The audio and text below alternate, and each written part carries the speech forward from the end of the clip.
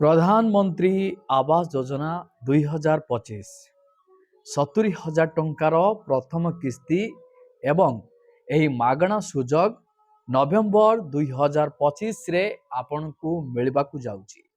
एबे सुजोग हाथ छड़ा करंतु नाही। जो माने प्रधानमंत्री आवास घर पाइबा पाई पंजीकरण प्रक्रिया अर्थात आवेदन प्रक्रिया संपादन करिसंती सेही मानक पाई एही खबरटी गुरुत्वपूर्ण अटे। पीएम आवास हिताधिकारी मानक पाई सरकार तरफरु कौन रही नुआ अपडेट यार डिटेल्स मु एही वीडियो माध्यम रे आपण मानकु स्टेप बाय स्टेप जणाइबी।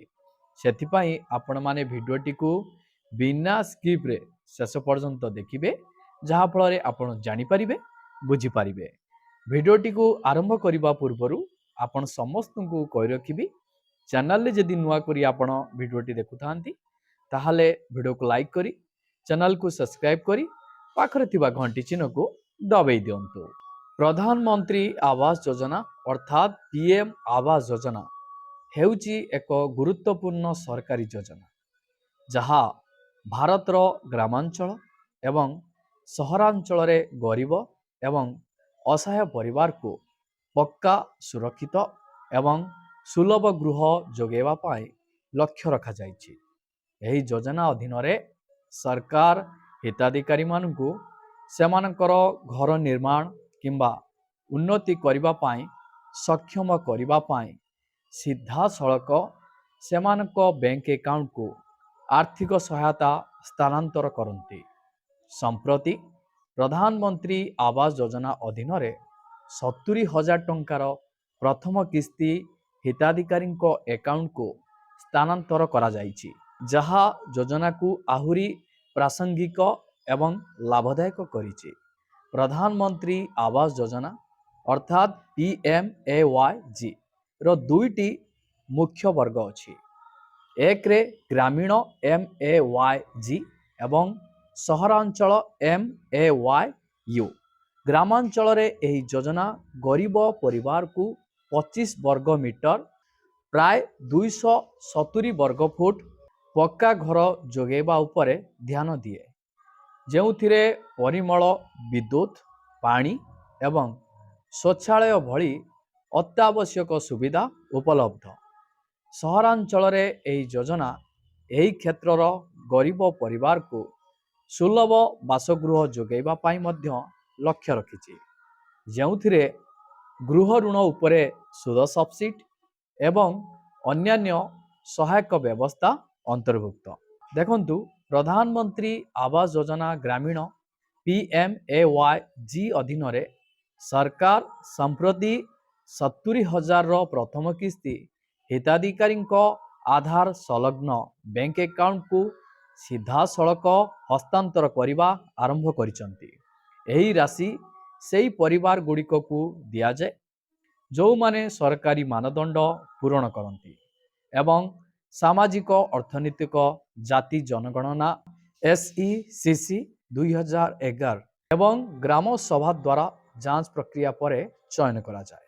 देखंतु एही प्रथम किस्ती घर निर्माण पाई प्रथम पर्याय आर्थिक सहायता को प्रतिनिधित्व करे। हिताधिकारी प्रगति उपरे निर्भर करी परवर्ती द्वितीय एवं तृतीय किस्ती आवश्यक अनुसार जुगाई दिया जाए। घर गुड़िक को दृढ़ एवं प्राकृतिक विपर्यय सुरक्षित रखिबा पाई सरकार एही योजना अधीन रे वैश्विक सहायता मध्य जुगाई दियंती। यह सहित हिताधिकारी माने कम सुद हार रे प्राय 3% 70,000 टंका पर्यंत ऋण पाई आर्थिक प्रतिष्ठान गुड़िकरू गृह निर्माण पांठी पाइबार विकल्प पाई पारिबे। सरकारी सब्सिडी जोगो एही ऋण रिहाती सुदहार सहित आसीथाए जहा हिताधिकारी पाई गृह निर्माण को अधिक सुलभ एवं सहज करिथाए। आसंतु जानिबा प्रधानमंत्री आवास योजनार मुख्य वैशिष्ट्य गुड़िक विषय रे। एक रे एही योजनार आर्थिक दृष्टि दुर्बल वर्ग EWS, निम्न आय गोष्ठी LIG, मध्यम आय गोष्ठी MIG को सर्वाधिक प्राथमिकता दिया जाइछि। ଦୁଇ ନମ୍ବରରେ ସରକାର ସିଧାସଳଖ ହିତାଧିକାରୀଙ୍କ ବ୍ୟାଙ୍କ ଆକାଉଣ୍ଟକୁ ଗୃହ ଅନୁଦାନ ରାଶି ସ୍ଥାନାନ୍ତର କରନ୍ତି। ତିନି ନମ୍ବରରେ ଘରଗୁଡ଼ିକ ଅତି କମ୍ରେ 25 ବର୍ଗ ମିଟରର କ୍ଷେତ୍ରଫଳ ବିଶିଷ୍ଟ ଏବଂ ପରିମଳ ଏବଂ ବିଦ୍ୟୁତ ସୁବିଧା ଉପଲବ୍ଧ।